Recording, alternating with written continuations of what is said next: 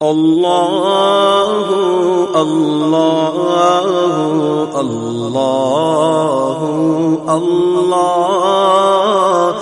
اللہ اللہ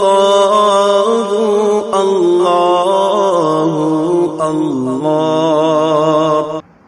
نحمده ونصلي على رسوله الكريم فاعوذ بالله من الشیطان الرجیم بسم اللہ الرحمن الرحیم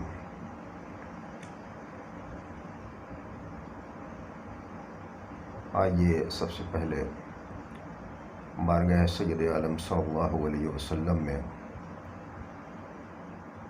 درود پاک کا نذرانہ پیش کریں۔ اللہم صلی علی سیدنا مولانا محمد معدن الجود والکرم منبع العلم والحلم والحکم وآلہ واصحابہ وبارک وسلم صلاۃ و سلام علیک یا رسول اللہ صلی اللہ علیہ وسلم۔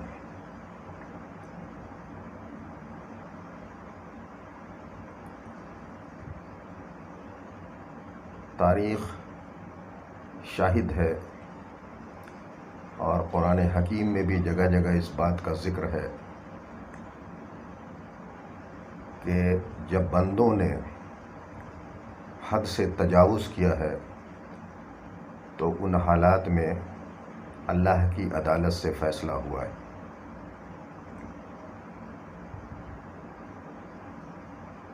ایک کلام ہم نے ابھی چند دنوں پہلے ہی لکھا ہے، ملاحظہ فرمائیں۔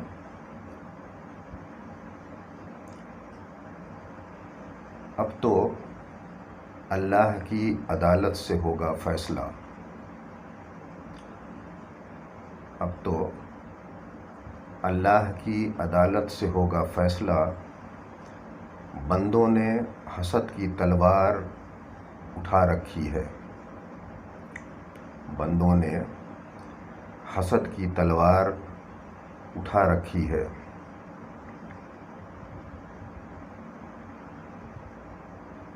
اور اس وقت امت کا جو حال زار ہے اس سے جو بھی مرد مومن ہے اگر اس نے سنجیدگی سے اس بات پہ غور کیا ہے تو وہ بھی امت کی جو ذبح حالی ہے اس سے متاثر اور پریشان ضرور ہے۔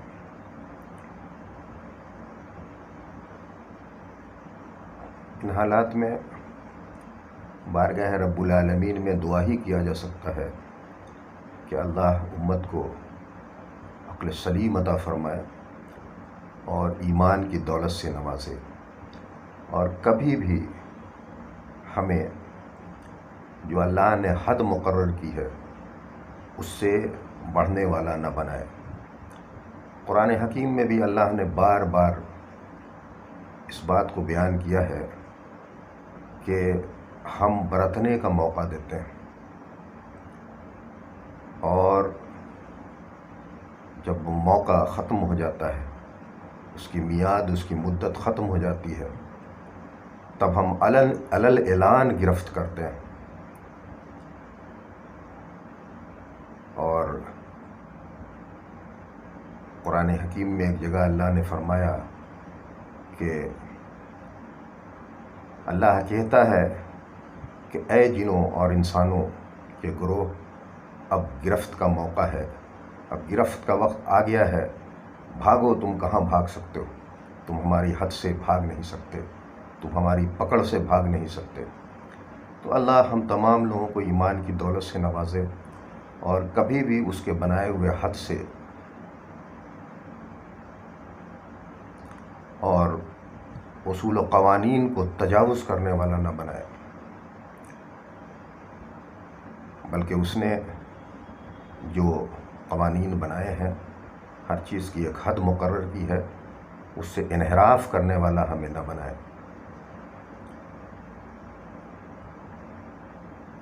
اگلا شعر دیکھیے، سرفرازی امت کی فکر کہاں ہے کس کو؟ سرفرازی امت کی فکر کہاں ہے کس کو؟ سب نے بزم اپنی اپنی سجا رکھی ہے، سب نے بزم اپنی اپنی سجا رکھی ہے۔ اور اس وقت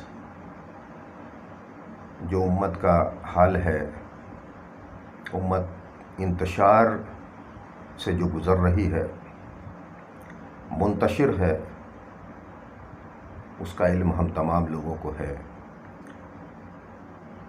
تو اسی بات کو اس شعر میں بیان کیا گیا ہے، منتشر ہو کیوں کر بدل جائے زمانہ کا نظام، منتشر ہو کیوں کر بدل جائے زمانہ کا نظام، اتحاد کی دیوار خود تم نے گرا رکھی ہے، اتحاد کی دیوار خود تم نے گرا رکھی ہے۔ پہلے بھی ہم نے اس بات کو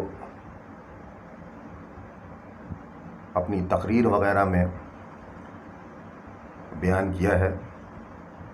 قریب 20 سال پہلے 25 سال پہلے امجد شریف میں جمعہ کی مسجد میں بھی اس بات کو ہم نے بیان کیا تھا، اور دہلی کے مساجد میں بھی بیان کیا ہے کہ ہمیں ذات پات کی بنیاد پر، علاقائیت کی بنیاد پر اور مکتب فکر کی بنیاد پر بانٹ دیا گیا، اور جب ہم بٹ گئے تو ہم کمزور ہو گئے، منتشر ہو گئے، اور جب ہم منتشر ہو گئے تو شیاطین طرح طرح سے ہمارے اوپر حملہ آور ہو رہے ہیں، ہے نا۔ تو یہ اتحاد کی دیوار جو ہے، یہ تو خود ہم نے ہی گرا رکھی ہے۔ ہم کسی دوسرے کو الزام کیسے دے سکتے ہیں؟ ٹھیک ہے، اگر مان لیجئے اس میں دوسری طاقتیں بھی ہیں، تو اللہ نے مجھے اور آپ کو عقل دیا ہے، اللہ نے اپنا حبیب ہمارے بیچ بھیجا ہے، اللہ نے قرآن پاک کو ہمیں دیا ہے۔ افسوس کی بات ہے کہ ہم دہلی کی بات آپ کو بتائیں، جب بھی قرآن خوانی یہاں کراتے ہیں تو زیادہ تر تعداد اس میں ایسے لوگوں کی ہوتی ہے جو مسلمان ہو کر قرآن پڑھنا نہیں جانتے ہیں، اور قرآن نے خود اپنے بارے میں بیان کیا کہ وَنَنَزِّلُ مِنَ الْقُرْآنِ مَا هُوَ شِفَاءٌ وَرَحْمَةٌ وَلَا يَزِيدُ الظَّالِمِينَ إِلَّا خَسَارًا، کہ قرآن بیان کر رہا ہے کہ میرے اندر رحمت، میرے اندر شفا ہے، اور ظالمین کے لیے خسارہ ہے۔ تو ہم نے خود کو قرآن سے دور کر رکھا ہے، اس کو سمجھنا تو بہت دور کی بات ہے، اسے پڑھنا تک نہیں جانتے ہیں۔ تو شعر کو پھر سے سنیں کہ منتشر ہو کیوں کر بدل جائے زمانے کا نظام، اتحاد کی دیوار خود تم نے گرا رکھی ہے، اتحاد کی دیوار خود تم نے گرا رکھی ہے۔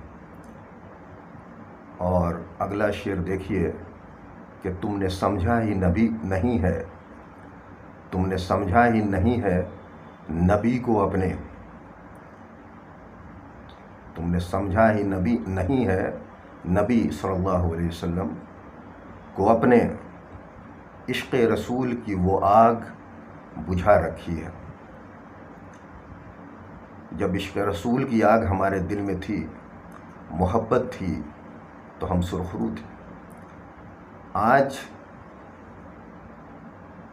جو حالات ہیں وہ سامنے ہیں، تو یہ شعر وہی بیان کر رہا ہے کہ تم نے سمجھا ہی نہیں ہے نبی کو اپنے، عشق رسول کی وہ آگ بجھا رکھی ہے۔